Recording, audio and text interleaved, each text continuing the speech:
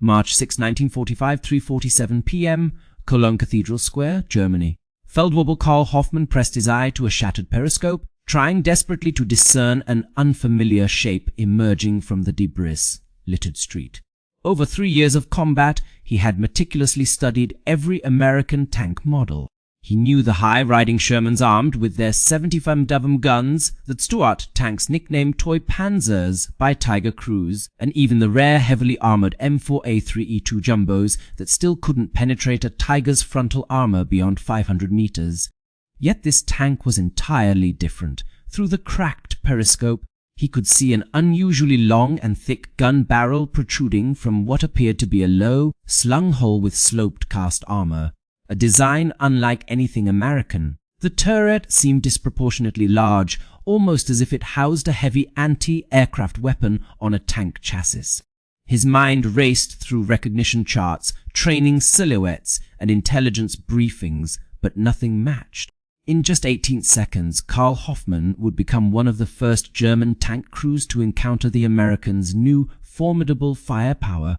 3 minutes earlier, the Panther, commanded by Wilhelm Battleber from Panzer Brigade 106, had already met this fate. Its crew never reported what destroyed them.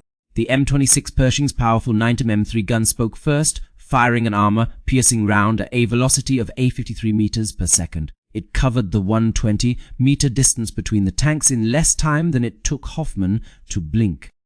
When the projectile struck the Panther's frontal armor near its turret face, even the thick 100 mm plate that had deflected numerous Sherman rounds in France and Belgium could not withstand this new threat. It shattered under the impact. The shell from the 90 mm gun retained its immense kinetic energy and passed through the crew compartment before exploding. The Allied victory was being shaped not by battle strategies but by production figures and combat engagements that shattered soldiers' assumptions about their adversaries, homeland, and cause. Since August 1942, when the Tiger WWII first rolled into action at Leningrad, the narrative of German tank supremacy had been etched in steel and blood. For nearly 2.5 years, German heavy tank crews operated within machines that appeared to defy the basic tenets of armored warfare. Their 88 ME guns could obliterate any Allied tank from ranges beyond 2,000 meters, while their armor, measuring up to 120 millimeters thick on the turret and 100 millimeters on the front hull, rendered them nearly impervious to standard Allied tank weaponry at typical combat distances. The psychological impact was just as formidable as the mechanical edge. Veterans from Panzer Abteilung 26 recounted the sense of invincibility they felt while commanding Tigers. The statistics were indeed convincing. The American M4 Sherman's 75 WWII gun could penetrate the Tiger's frontal armor only at ranges under 100 meters, and even then, it required special ammunition and optimal angles. Conversely, a Tiger's 88 MKUK-36 could pierce a Sherman's front armor from as far away as 2,000 meters. By December 1944, German tank crews had honed tactics that leveraged this technological advantage. They positioned their Tigers and King Tigers at optimal ranges, utilizing superior optics and weaponry to eliminate Allied tanks before they could come within range of threatening distances. A single Tiger often managed to stall entire Allied advances. One notable instance was in June 1944, when SS Obersturmführer Herr Michael Wittmann's lone Tiger destroyed 14 tanks, 2 anti-tank guns and 13 other vehicles in less than 15 minutes. Though Wittmann himself perished in August 1944 before the Pershing arrived, this dominance fostered a significant psychological edge that extended beyond the battlefield. Allied tank crews developed what became known as Tiger fever, frequently mistaking any German tank for a Tiger and erroneously reporting numerous encounters with these formidable machines. Simultaneously, German heavy tank crews cultivated an almost mystical belief in their invincibility, adorning their gun barrels with kill rings akin to those of fighter pilots. Unbeknownst to these confident crews 8,000 kilometers away in the Detroit tank arsenal, American engineers had been working on a project designated T-26 since September 1942. They were developing something that would ultimately dispel the myth of German tank invulnerability. The start of the M26 Pershing project was marked by a sobering truth: American tank design had fallen severely behind its rivals. The M4 Sherman, which served as the mainstay of U.S. armored units since 1941, faced significant challenges when encountering more advanced German tanks like the Tiger and Panther. Designed at a time when the Panzer IV was the most formidable threat with its short-barreled 75 double-drum gun, Shermans were soon found lacking in armor protection, firepower, and range by the mid-1940s. The Pershing development program involved an urgent effort that included 14 major contractors, 300 subcontractors, and over 50,000 workers spread across 22 states. Fisher Body Division of General Motors, which was manufacturing Sherman tanks at its Grand Blanc arsenal in Michigan, received instructions to immediately retool for the new heavy tank.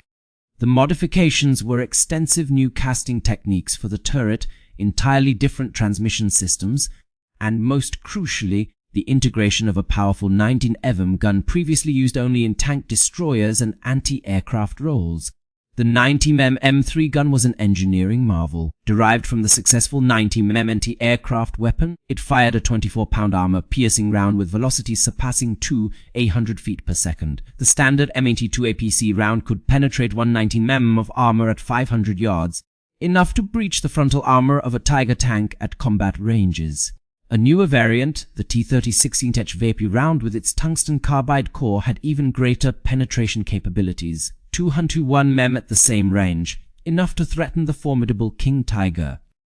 The project was shrouded in secrecy. Workers at Fisher Tank Arsenal were told they were building an improved Sherman variant. Components were manufactured separately to prevent any single facility from understanding the complete design.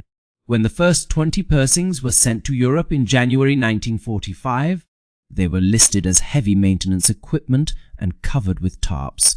On January 15, 1945, in New York at the port of embarkation, under cover of darkness and heavy security, the first 20 M26 Pershings were loaded onto ships bound for Europe.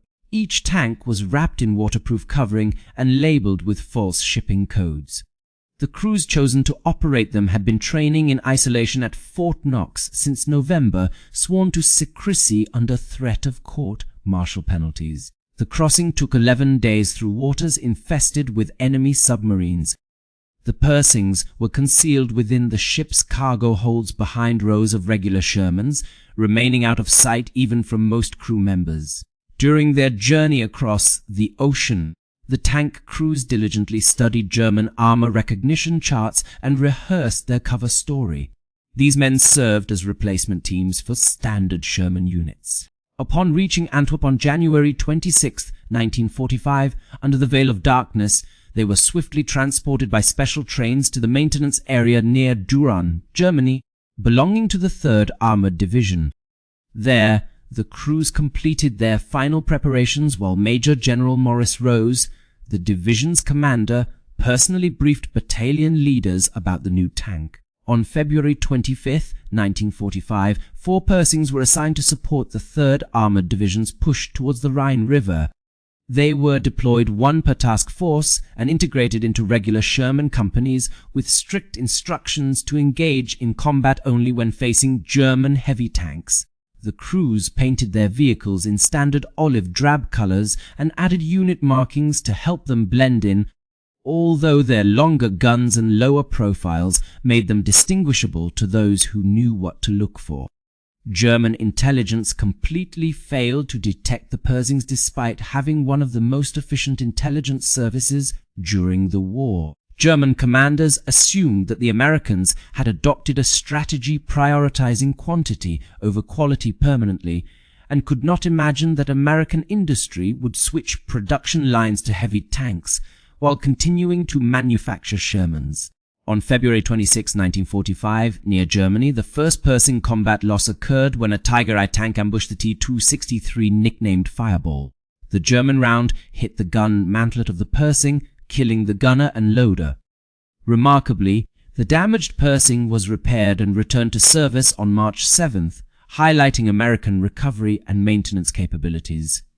Over the following week, Scattered reports began reaching German headquarters about encounters with an unknown American tank featuring a longer barrel and heavier armor than the Sherman. One Panther crew reported being destroyed at 1,800 meters by a single shot from a vehicle they could not identify. The most concerning detail in all these reports was the mention of a gun that appeared significantly larger and more powerful compared to the standard Sherman 75 mm cannon. On March 6, 1945, the battle near Cologne Cathedral became one of the most extensively recorded tank engagements of World War II, filmed by Signal Corps cameraman Jim Bates. The day started with German forces setting up their remaining tanks around the cathedral square. Wilhelm Battleber, leading a Panther from Panzer Brigade 1 and 6, felt assured despite the advancing American troops.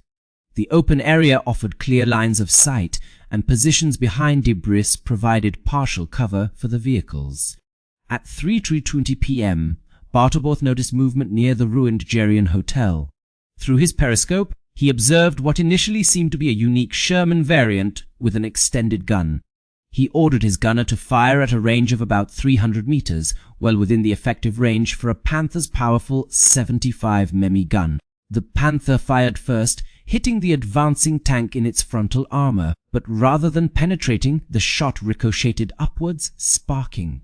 Bartelborth had just 3 seconds to grasp this unexpected development before the return fire struck. Staff Sergeant Robert Early, commanding Eagle 7, a Pershing, had already locked onto the Panther through his gun sight. Corporal Clarence Smoyer aimed and fired at the Panther's mantlet with a 90 mm round that punched straight through its turret face. The German tank erupted into flames as ammunition ignited.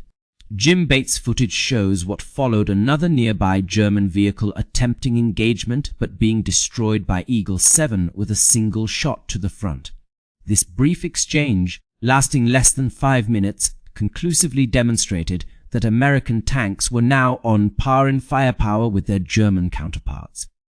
The destruction of these German tanks at Cologne Cathedral caused an intelligence crisis within the Wehrmacht. Oberkommando West issued urgent directives demanding immediate reports from all units regarding encounters with new American heavy tanks and requesting comprehensive descriptions and operational details.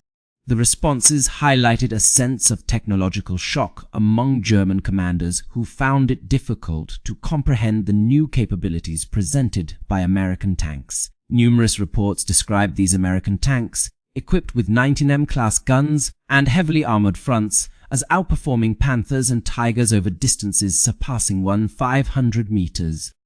Initially, German soldiers mistakenly referred to them as long gun Shermans, failing to recognize the presence of a completely new type of heavy tank from America. This misconception persisted for several weeks and contributed to tactical blunders, with German crews attempting to counter Pershings using tactics designed against other types of tanks. Training facilities for Panzer units struggled to adapt to this unexpected development. Tank academies had no information about the new American vehicle, and recognition charts were non-existent. Tactical manuals also assumed that American tank guns could not penetrate the front armor of German heavy tanks. By mid-March 1945, only around 20 Pershings were operational in Europe, with more arriving each week. Although this number appears small compared to the thousands of Shermans deployed, it had a profound psychological impact on the Germans. Tank crews who previously engaged Shermans without much concern now approached battles with considerable doubt. The kill ratios during these engagements partially reflected the effectiveness of Pershings against German armor, despite the limited sample size of only 20 tanks in combat, making statistical analysis challenging. More crucial was the lingering uncertainty caused by the inability to distinguish Pershings from Shermans at a distance, leading to hesitation in every engagement. Meanwhile, production figures revealed an even more significant disparity. While Germany managed to produce just 100 tanks monthly early in 1945, American factories had manufactured over 200 M26 Pershings by the end of the war, with Fisher Body's Grand Blanc arsenal alone completing 739 units. This realization hit German crews hard when they learned about these production rates through interrogations or captured documents. They understood that they were not just facing a technically advanced adversary, but one capable of replacing losses at a rate Germany could no longer match even in its prime. Captured damaged Pershing components and detailed examinations of knocked out vehicles offered German engineers and tank crews their first close look into the engineering behind American heavy tanks. Their findings contradicted all preconceived notions about American tank design. The turret, a single-cast piece, required manufacturing techniques that Germany had never developed for such large components. The Ford Gaffer V engine delivered 500 horsepower while maintaining reliability that was unattainable with German engines. The transmission featured advanced systems that seemed overly complex but operated seamlessly. Reports from German technical officers indicated that this was more than an upgrade. Every component showcased cutting-edge engineering. The gun stabilization system enabled accurate firing on the move, a capability that German Tigers lacked. The turret could rotate 360 degrees in just 15 seconds thanks to its power traverse mechanism. The optics matched the quality of those found in German tanks. These revelations had a significant impact on the morale of German crews. Compared to their counterparts, the American tank offered more spacious interiors and better crew ergonomics. Ammunition storage included wet stowage systems designed to prevent fires, a feature that was critically needed but absent from German tanks. Even minor details such as padded surfaces and interior lighting demonstrated a commitment to crew comfort that had been overlooked in German designs. Word of American heavy tank capabilities quickly spread through the Panzerwaffe, further eroding morale already weakened by continuous retreats and material shortages. Tank crews who had managed to retain their fighting spirit despite overwhelming odds now faced a new reality. The Americans had negated their last strategic advantage. German tactical doctrine was founded on the premise of technical superiority, compensating for numerical inferiority. Defensive positions were selected under the assumption that Tigers and Panthers could engage American armor at ranges where return fire would be ineffective. Offensive operations were planned based on the belief that German heavy tanks could breach American defenses with acceptable casualties. Both these assumptions now appeared questionable. The psychological toll was evident through an uptick in mechanical failures leading to tank abandonment. Crews who once attempted repairs under fire now deemed vehicles irreparable at the slightest issue, leaving tanks behind even with minor faults such as loose tracks or empty fuel tanks that would have been fixed weeks prior. Recovery teams found numerous abandoned German tanks suffering from trivial malfunctions. As American forces advanced toward the Rhine in late March 1945, German tank crews faced an untenable situation. Ordered to defend bridgeheads against advancing American forces, they were increasingly unsure of what lay ahead. Every encounter became a risky gamble, were those approaching vehicles Shermans or Pershings. This pattern persisted across the front lines, with once steadfast German tanks now retreating upon first contact. Defensive positions that should have held for days crumbled within hours. While the presence of 20 Pershings among thousands of American tanks had little material impact, their psychological effect was devastating. By April 1945, German armored resistance in the West had disintegrated completely. Units with operational tanks frequently declined to engage American armor without assurances that Pershings were not involved.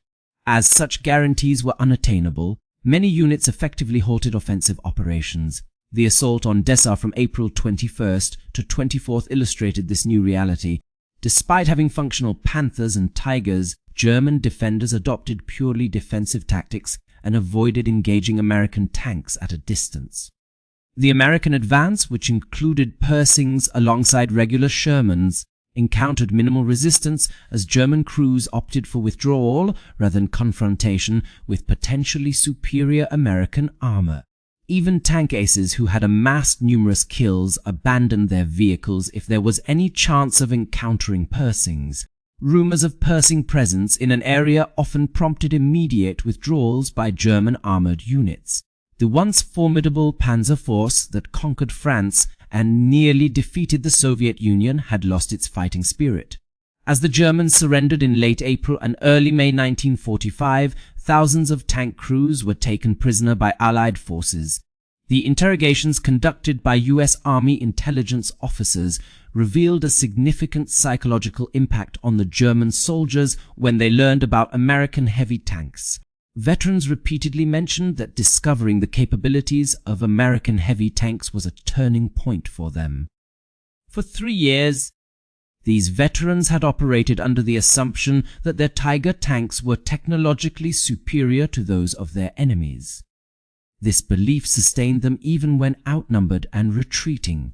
However, once they realized that American tanks could match or exceed their own in terms of firepower and armor, the war seemed hopeless.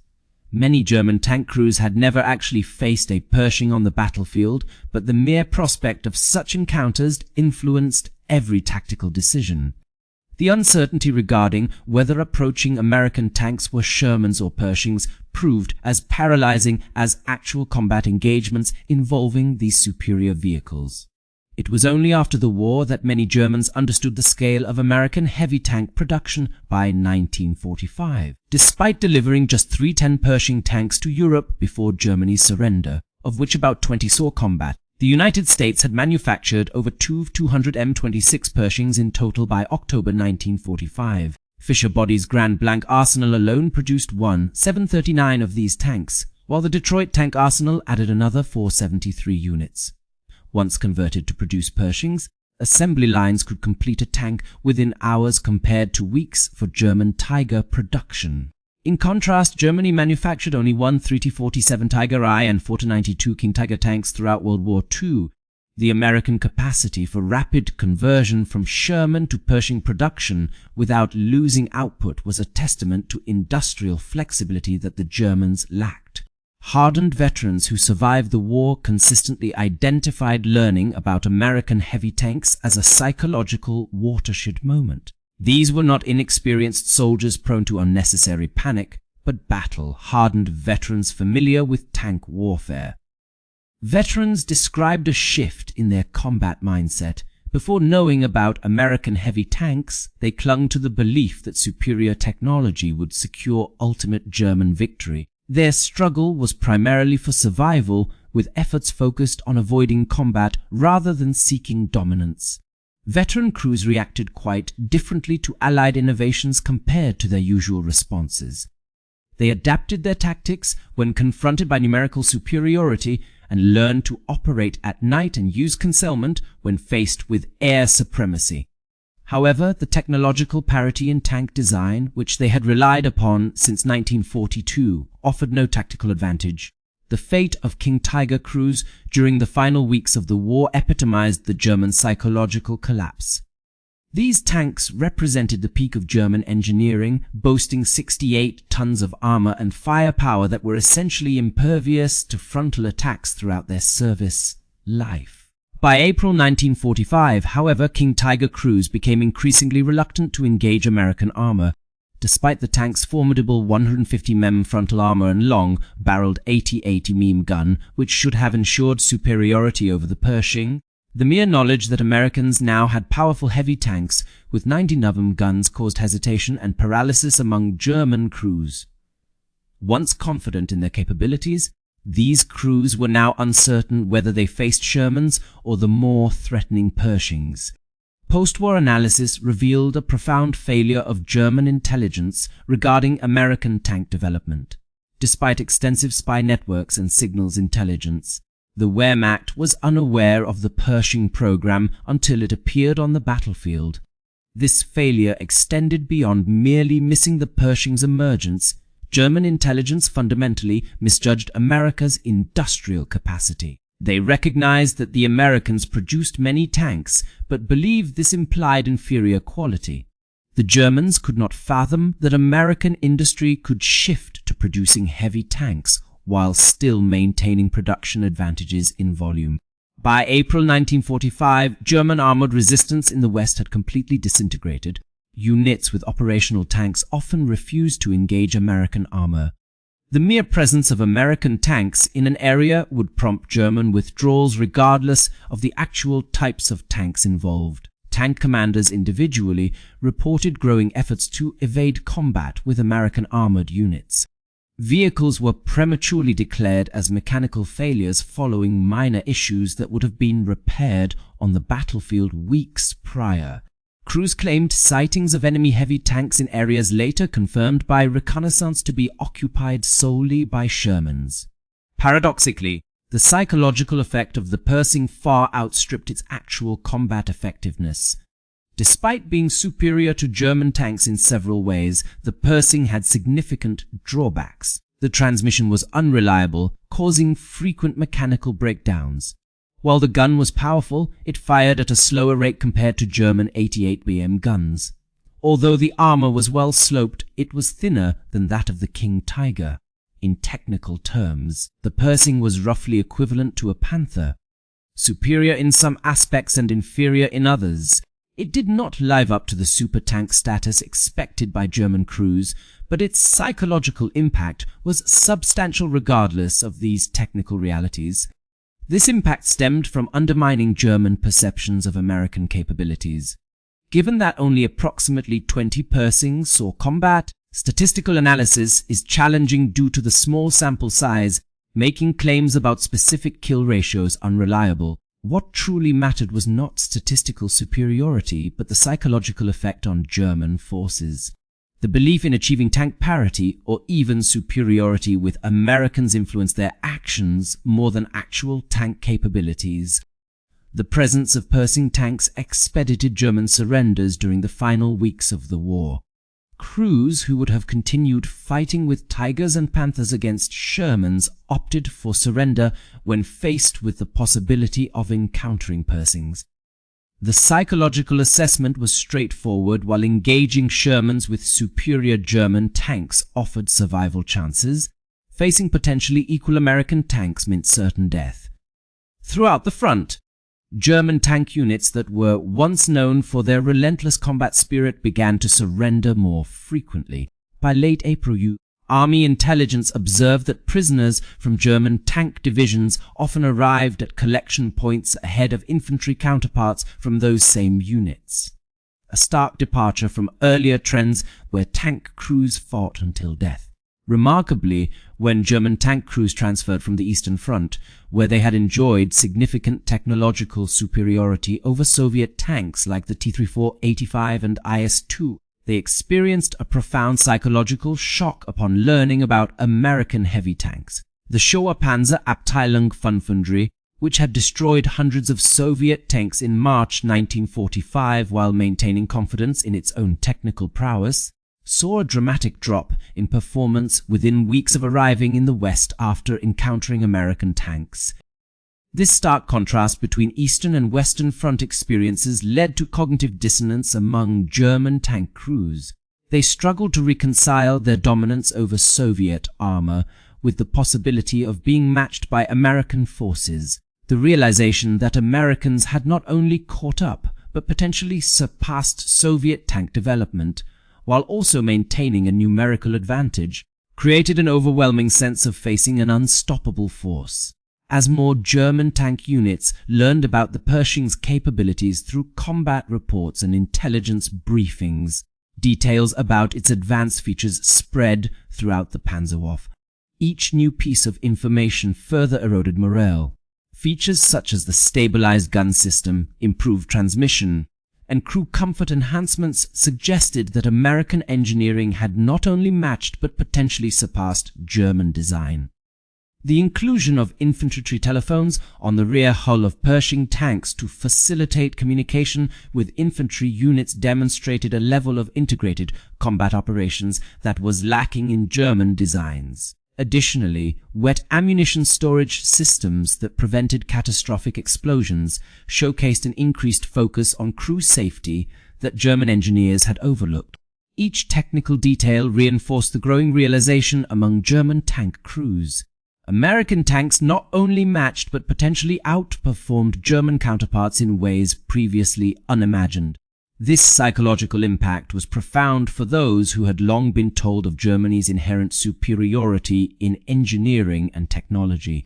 During the final weeks of April 1945, the last confrontations between German heavy tanks and American forces took place. These engagements highlighted a profound shift in psychological dominance. Once confident in their ability to outmaneuver Sherman's Tiger tank crews were now fighting with desperation and uncertainty. According to German military doctrine, the priority was to engage the most dangerous threat first. However, confusion over identifying approaching tanks as either Sherman's or Pershing's led to indecision and hesitation, resulting in missed opportunities for the initial strike. This delay often proved detrimental regardless of the actual type of American tank involved. Post-war analysis by military historians underscored the psychological impact of the Pershing on German armored units. Although the limited number of Pershings engaged in combat makes statistical evaluation challenging, their effect on morale is well documented. The available data supports this conclusion. Prior to the deployment of Pershings, German tank units in the West maintained higher operational readiness despite material shortages.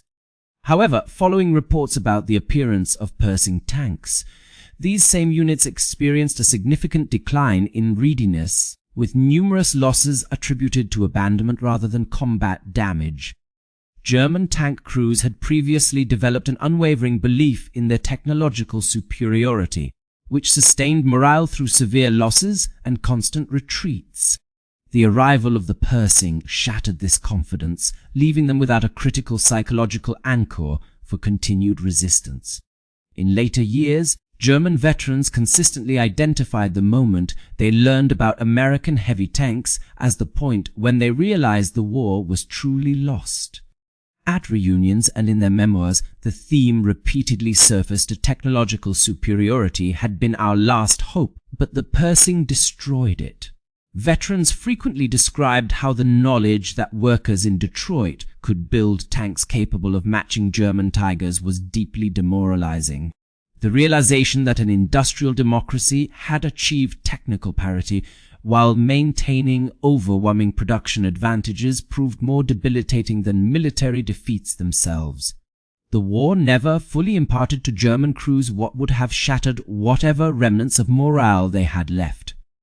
The Pershing was merely the starting point for American heavy tank development. Its successor, the T-264 Super Pershing, boasted an improved 90 mm gun and saw only limited production, with just 25 units manufactured, one of which made it to combat in Europe. The T-265 variant featured thicker armor up to 279 mm thick and existed as 27 prototypes.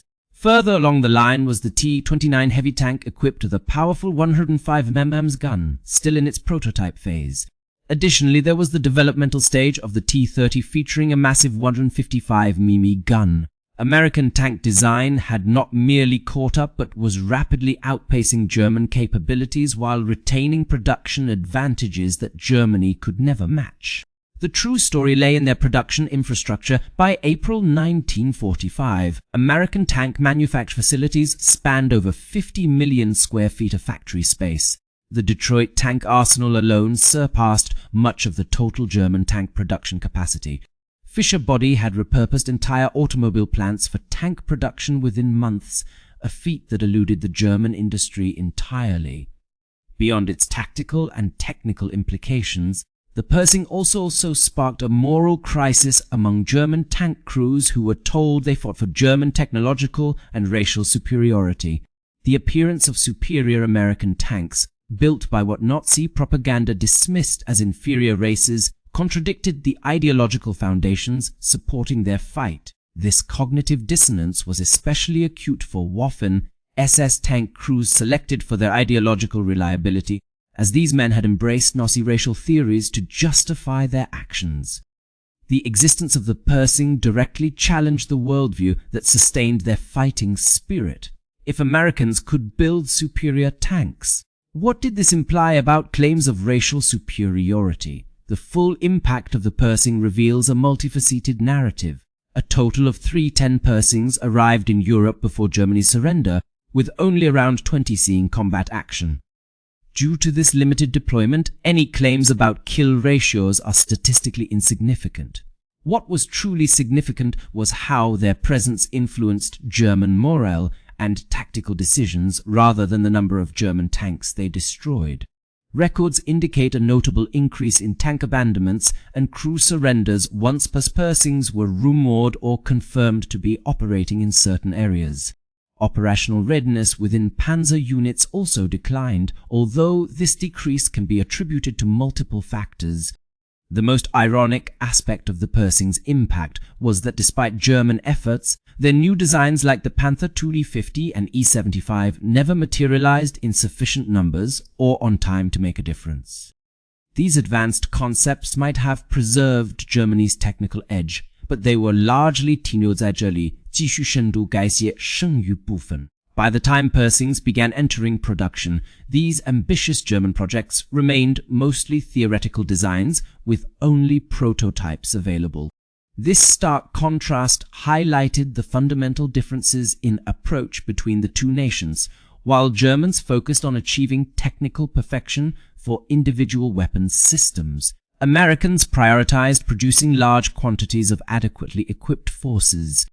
Once American factories managed to match and then surpass Germany's technological capabilities while still maintaining a significant production advantage, German resistance became unsustainable from a numerical standpoint.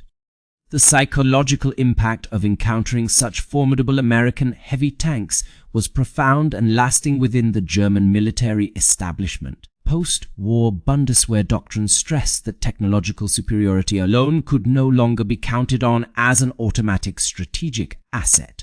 This period instilled in the German armed forces a deep respect for American industrial capabilities, which continues to this day. Some German veterans who moved to America after the war often cited their awe at witnessing the country's ability to produce such advanced weaponry while simultaneously upholding democratic freedoms and economic prosperity as key reasons for choosing to settle there.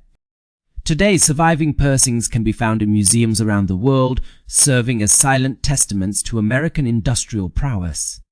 At Fort Knox's Patent Museum, a Pershing is displayed alongside a captured King Tiger tank, with an exhibit note highlighting their approximate technical parity but failing to fully convey the transformative psychological impact of the American tank on warfare. Visiting veterans from Germany frequently pondered over the surprise of encountering American heavy tanks, particularly the Pershing model. This weapon was more than just a tool. It signified America's capability to match German quality while maintaining numerical superiority in tank production. The true extent of the Pershing's influence can be grasped through verified statistics that illustrate its psychological impact. Reports about American heavy tanks significantly affected morale among German tank crews. Although only 20 Pershings saw combat, their presence was felt far beyond these limited engagements. By VE Day, 10 Pershings had reached Europe with a total of 220 M26 tanks produced by October 1945. In contrast, Germany manufactured just 1 347 Tiger Bafra and 4092 King Tiger tanks throughout the war. Fisher Body alone built 1 739 Pershings, while Chrysler contributed an additional 473. These figures underscore that the psychological effect of the Pershing far outweighed its actual combat deployment. The awareness that America could mass produce heavy tanks despite Germany's difficulties in sustaining production was as demoralizing as direct losses on the battlefield. The last confirmed battle involving a German tank against a Pershing occurred late in April 1945 when the war was nearing its end.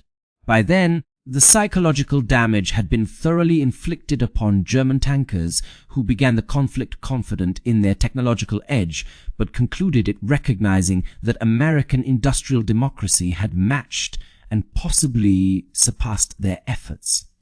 The tale of German tank crews encountering the Pershing highlights crucial lessons regarding warfare psychology and industrial capacity. It demonstrates that military effectiveness cannot be sustained merely by technological superiority without a robust industrial base to support it. Moreover, it illustrates how psychological factors can often outweigh material advantages in war. Despite deploying just 20 Pershings, their psychological impact on the once proud Panzer forces was profound, undermining the myth of German technical dominance and breaking the spirit of its tankers through strategic production capabilities rather than sheer combat victories. The transition from being hunters to becoming hunted, and from feeling superior to sensing inferiority, took place within just 8 weeks. This shift began with the first combat engagement of Pershing tanks in late February and culminated with Germany's surrender in early May. Despite only having 20 Pershings in action, their true triumph was not quantifiable through destroyed enemy armor alone, rather it lay in shattering German confidence.